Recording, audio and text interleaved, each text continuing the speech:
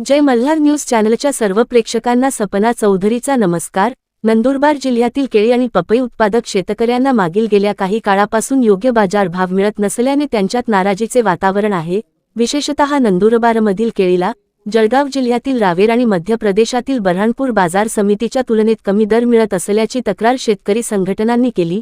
या पार्श्वभूमीवर केंद्रीय राज्यमंत्री रक्षा खडसे यांनी नंदुरबार जिल्हाधिकारी कार्यालयात शेतकरी संघटनांच्या प्रतिनिधींसोबत सविस्तर बैठक घेतली। या बैठकीत केळी, पपई आणि पीकविमा यांसह शेतकऱ्यांच्या विविध प्रश्नांवर चर्चा करण्यात आली। बैठकीनंतर माध्यमांशी बोलताना रक्षा खडसे यांनी सांगितले की नंदुरबारमधील केळीचा दर्जा जळगावमधील केळी इतकाच चांगला असूनही दरामध्ये तफावत असणे ही बाब योग्य नाही। त्यामुळे केंद्रीय कृषी विभागाच्या अधिकाऱ्यांसोबत स्वतंत्र बैठक घेऊन नंदुरबारच्या केळीला इतर बाजार समित्यांप्रमाणेच योग्य बाजारभाव मिळावा यासाठी आवश्यक त्या उपाययोजना करण्यात येतील।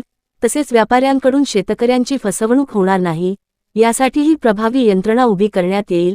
याशिवाय पूर्वी रोजगार हमी योजनेत समाविष्ट असलेली पपई सध्या या योजनेत नसल्याने शेतकऱ्यांचे नुकसान होत आहे।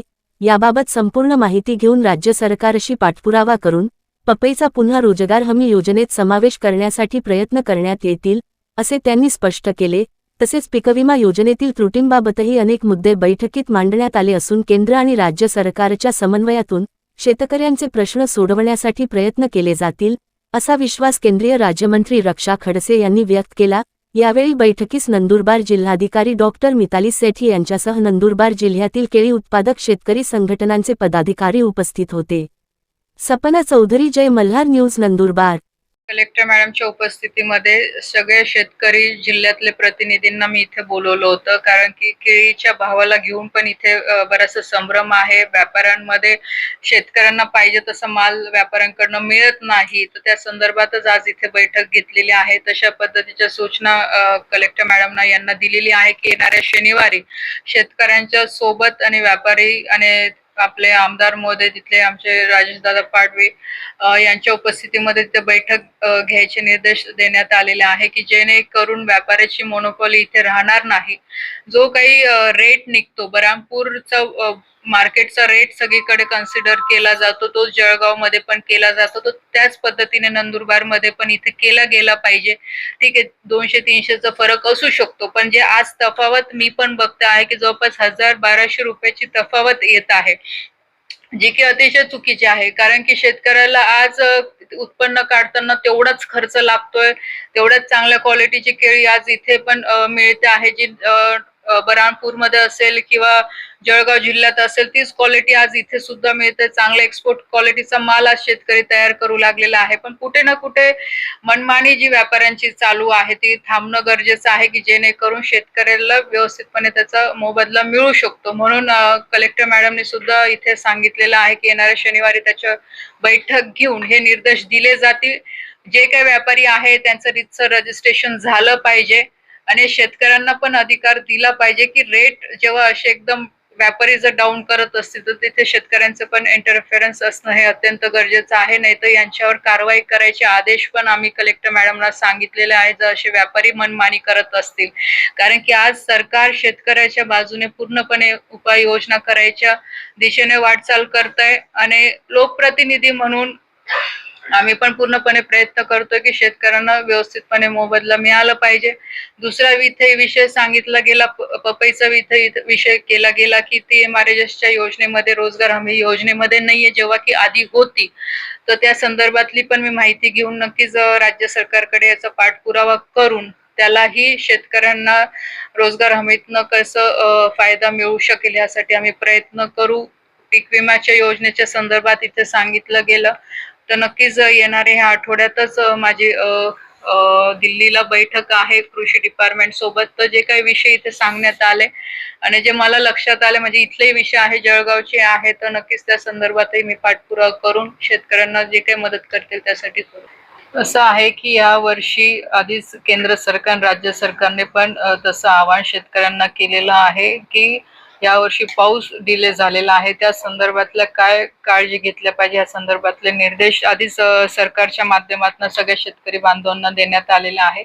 आणि ज्या काही उपाययोजना आहे जे सातत्याने सरकार करत असते की छोटे चेक डॅम असतील किंवा नाला खोलीकरण असेल किंवा जे तलाव असतील तिथलं गाळ वगैरे काढणं, तर या छोट्या छोट्या उपाययोजना करत असते लोकांच्या सहकार्याने, लोकांच्या सहभागीच्या याच्या माध्यमातून, जेणेकरून की पाण्याची बचत झाली पाहिजे. पाणी आपण जास्तीत जास्त जमिनीत कसं पर्क्युलेशन करता येईल यासाठी पण शेतकऱ्यांनी पुढाकार ह्यामध्ये घेतला पाहिजे. सरकार आपल्या वतीने पूर्ण प्रयत्न करते.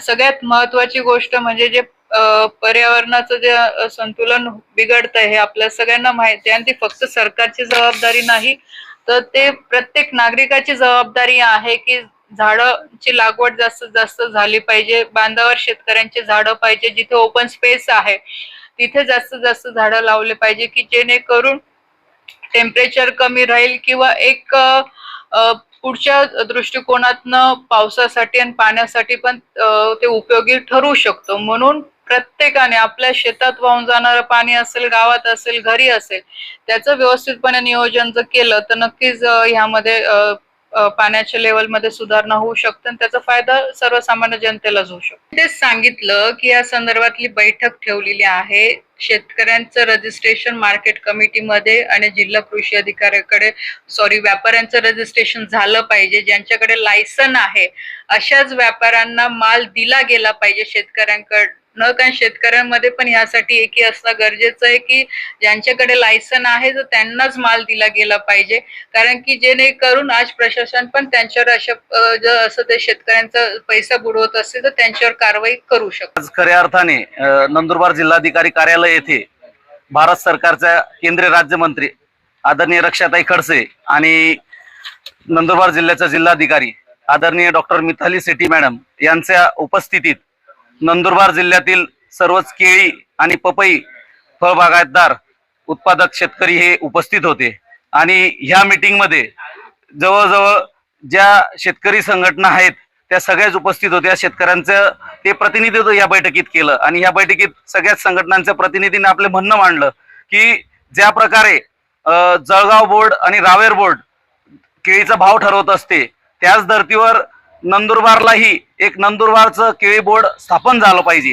त्याचा मागचा मूळ उद्देश हाच होता की जळगावचा रेट आपल्याला दिला जात नाही. जेव्हा आत्ताच हंगाम नुकताच गेला तेव्हा जळगावला जो भाव होता तो 1600 रुपयापर्यंत होता आणि त्याच क्षणाला या नंदुरबार जिल्ह्यात शेतकऱ्यांना अवहेलना केली जात होती. त्याच्यात फक्त 400 रुपये भाव देण्यात येत होता. जेव्हा 200-300 रुपयांचा डिफरन्स असतो तर शेतकरी समजू शकतो, परंतु जर 1000-1200 रुपयांचा भावाचा फरक होत असेल आणि रोप मुळात एकाच ठिकाणाहून येत असेल आणि एवढा भावात तफावत होत असेल तर नक्कीच नंदुरबार जिल्ह्यातील केळी उत्पादक शेतकऱ्यांवर हा एक अन्याय आहे. म्हणून आम्ही सर्व संघटनांनी मागणी केली, नंदुरबार जिल्ह्यातील शेतकऱ्यांनी एक मागणी केली मंत्री महोदयांकडे की नंदुरबारला एक केळी बोर्ड स्थापन व्हावं, जेणेकरून नंदुरबारचा केळीचा भाव हा इथेच ठरावा. आणि दुसरी मागणी अशी होती की केळीला जसं मनरेगा अंतर्गत शेतकऱ्यांना अनुदान देण्यात येतं त्याच धर्तीवर पपई पिकालाही फळ